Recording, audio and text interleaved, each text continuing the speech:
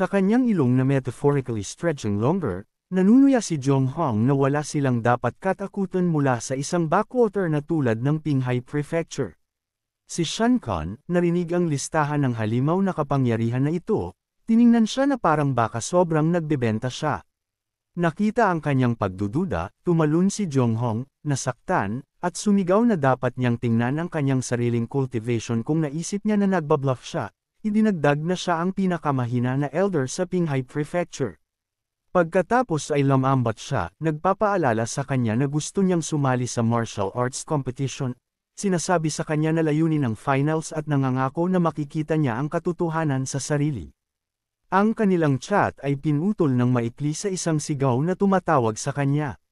Si Yeonju ito pabalik na may mga reinforcements. Kinilala ni Shan Kan ang pinuno at naggasp, si Yunlan iyon. Nang tanungin ni Jong-hong kung sino iyon, madalian siyang sinabi sa kanya na siya ang first-generation great-great-grandson ng Supreme Elder, mas kahanga-hanga pa kay Yeonju.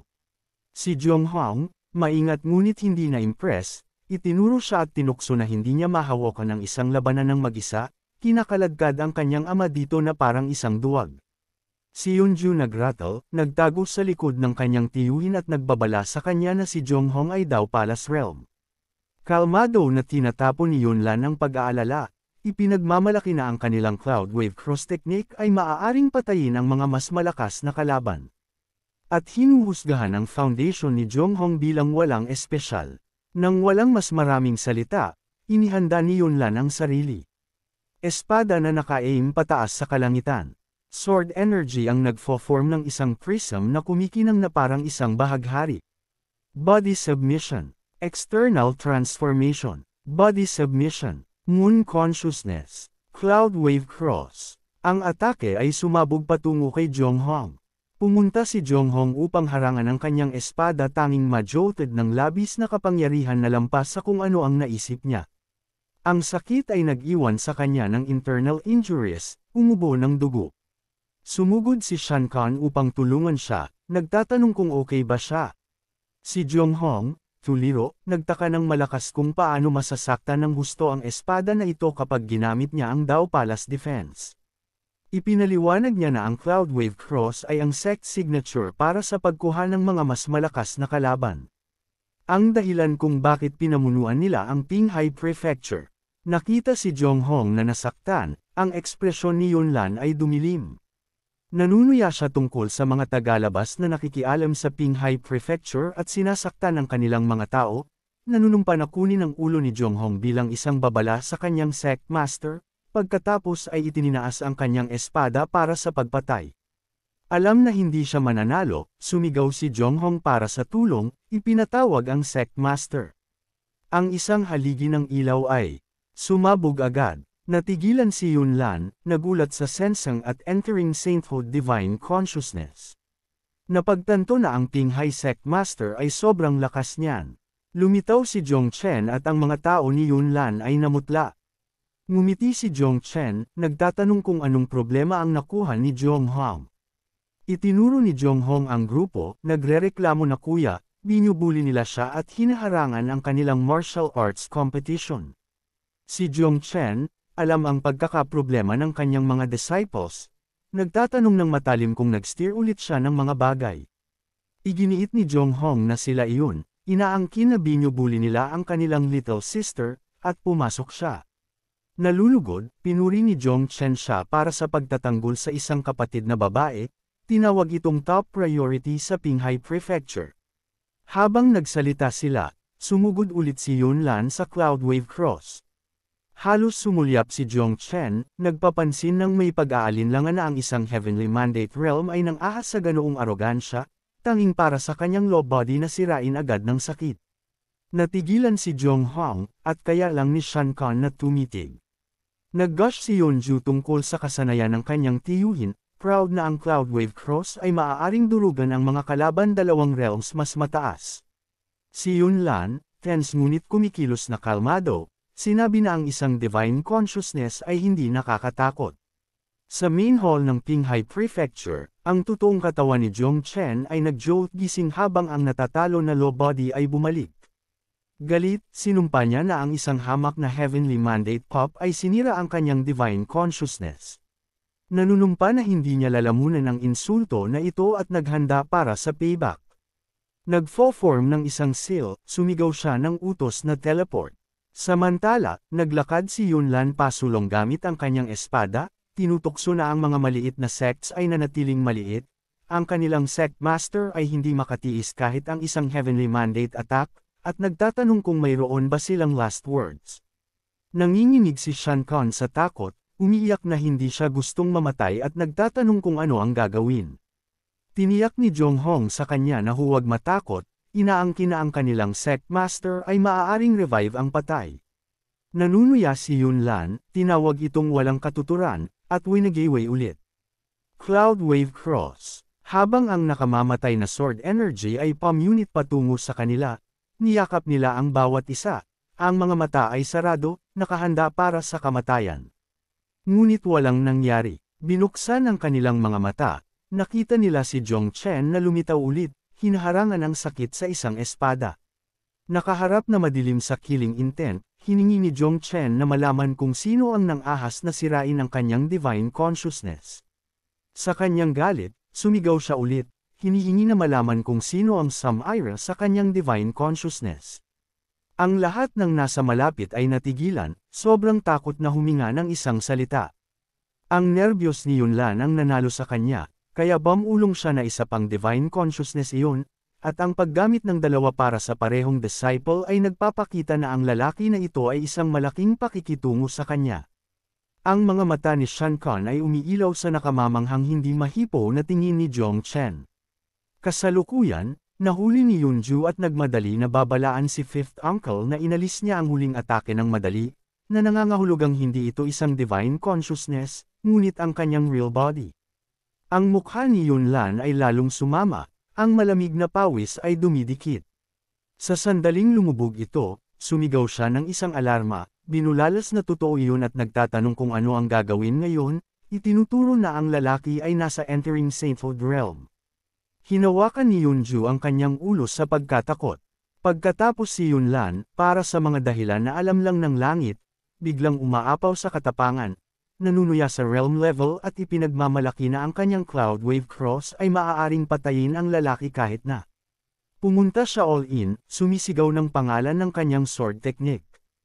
Ang kalangitan ay nagdilim sa mga ulap bago ang isang tamal ng kidlat ay bumagsak sa protagonist. Sa pagkakataong ito, ang katawan ni Zhong Chen ay nanatiling walang batik, at ang kanyang ekspresyon ay hindi gumalaw. Walang epekto, bulong ni Yunlan hindi mapakali. Nagseselos pa rin, naghagi si Zhong Chen ng isang insulto sa batang lalaki at hiniwa ng may matipid na haji.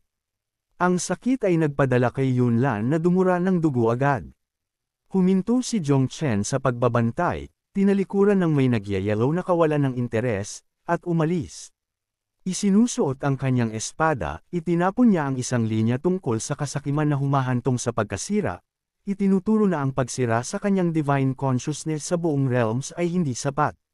Sinubukan pa nila para sa kanyang real body. Si Yunju, nanunood sa pagkatalo ng kanyang tiyuhin, nang inig at nagbolt ulit. Sumigaw si Shan Khan na tumakas ang kuya. Sumigaw si Jong Hong pagkatapos niya sa galit. Senyales si Zhong Chen mula sa likod upang hayaan ito, nagbabala laban sa paghabol sa sulok na biktima, nagpapaalala sa kanila na dumating sila upang magpatakbo ng isang event, hindi mag-iwan ng gulo, at sinasabi sa kanyang disciple na hayaang lang siya.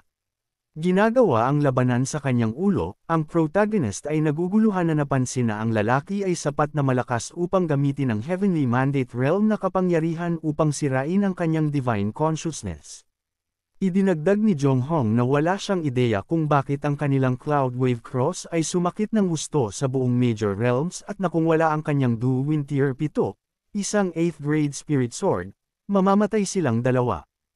Halos kumurap si Zhong Chen bago itinapon ang kanyang sariling espada kay Jong Hong, sinasabi na ang isang 8th grade ay hindi sapat at dapat niyang gamitin ang isang ito sa halip. Ang mga mata ni Jong Hong ay lumawak sa paningin ng Qinglu Breakang Holy Sword. Bilang guardian treasure ng kanilang sect, iginiit ni Jong Hong na imposible iyon. Si Sectmaster Shankan, mas natigilan kaysa sa kanya, pribado na nagkamangha sa kung paano casual nilang ipinamahagi ang mga kayamanan at nagpasya na ang Qinghai Prefecture ay hindi tao. Ang isang system prompt ay sumulpot na nagbati sa host para sa pag-recruit ng isang follower. Inilista nito ang mga detalye ni Duan Shankan, human, bright eyes, and wide-gaze physique. True cultivator realm, quick-witted, and intelligent. Agad na tinukoy ni Zhong Chen siya bilang ang babae kay Zhong Hong at umikot upang tanungin kung siya si Duan Shankan. Nauutol siya ng oo, nalito, at tinanong kung paano niya nalaman. Nilaktawan niya ang sagot, tinapik ang kanyang ulo, at sinabi sa kanya na maaari siyang sumali sa Qinghai Prefecture. Kumurap siya sa kawalan ng paniniwala. Bago pa siya makasagot, sinabi ng protagonist kay Zhong Hong na ayusin para sa isang second-generation disciple na maging kanyang master.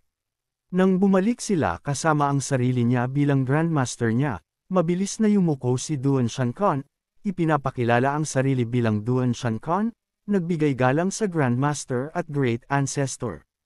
Napagtanto na lokal siya at perpekto para sa trabaho, sinabi ni Zhong Chen na naayos na ito. I-represent niya ang Qinghai Prefecture sa Qinghai Province election. Labis, inamin niya na ang kanyang cultivation ay sobrang baba at baka niya mapahiya ang sect. Nagbigay si Zhong Chen sa kanya ng isang nag-aabang na tingin, sinasabi sa kanya na kung manalo siya ng first place, iisipin ng mga tao na ang kanilang prefecture ay sobrang overpowering kahit na, kaya dapat lang siyang sumubok ng kanyang makakaya. Ibinigay niya sa kanya ang isang storage ring ng may ngiti, tinawag itong kanyang initiation gift at sinasabi sa kanya na gamitin ng mga supplies bago ang match upang hilahin ang isang bagay last minute at hindi matalo ng masyado.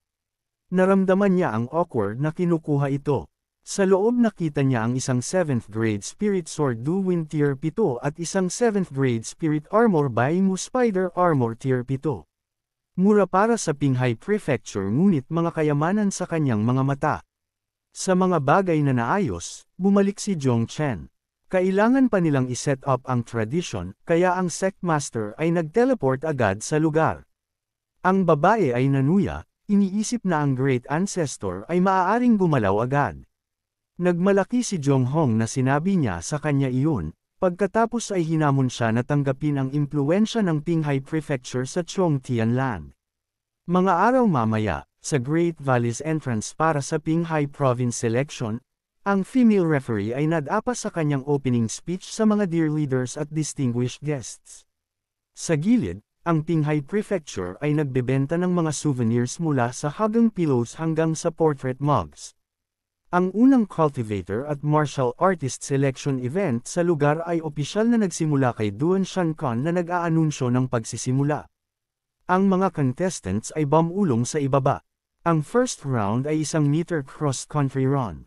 May nanuya na sobrang maikli ito na maaaring gawin sa isang blink, nagtatanong kung binibilang ba kahit iyon. Ang isa pang fired back na sinubukan nito ang reaction speed, ngunit hindi pa natapos ang referee. Ang patakaran ay walang spiritual energy use. Ang pulutong ay agad na nagprotesta, sinasabi na kinuha nito ang lahat ng kahulugan sa labas nito, lalo na para sa mga cultivators na umaasa dito. Sa ingay na gusali, pumasok si Zhong Hong upang ipaliwanag na ang competition ay tungkol sa morality, intelligence, physical fitness, beauty, labor, at ang round na ito ay sinubukan ang physical fitness. Sumigaw ang mga cultivators mula sa Lingyu sect na sila ay nasa disadvantage, at ang iba mula sa Duan Huan sect ay sumali. Nag-snap si Zhong Hong, hinihingi na malaman kung ano ang sinisigawan nila. Nilinaw niya na ang mga events ay nakascore ng hiwalay, kaya ang ranggo dito ay hindi sa series sa kalaunan na standings, at inutusan silang tumahimik. Kung hindi nila gusto, maaari silang umalis. Ang ilan ay nagreklamo pa rin ng mga insulto. Nagsimula ang takbo. Inihanda ng lahat ang kanilang mga sarili. Upang i-drive ang punto sa bahay, gumuhit si Zhong Hong ng Qinglu Break ang Holy Sword. Ang mga mata ay lumawak sa walang presyo na artifact, nagtataka kung gaano kayaman ng Qinghai Prefecture na dapat na ipadala ang isang outer disciple kasama nito. Hiniwa ni Zhong Hong ang espada pababa upang simulan ang takbo at sumigaw sa kanila na tumakbo. Iniisip na isang atake iyon, kumalat sila at nag-sprint sa lahat ng mayroon sila.